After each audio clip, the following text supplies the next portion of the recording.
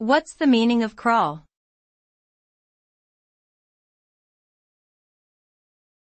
Crawl.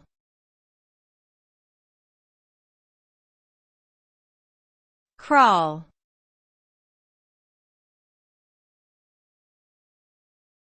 Crawl.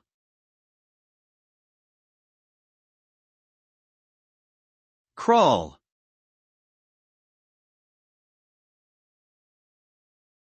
Crawl refers to the action of moving on hands and knees, or dragging oneself along the ground.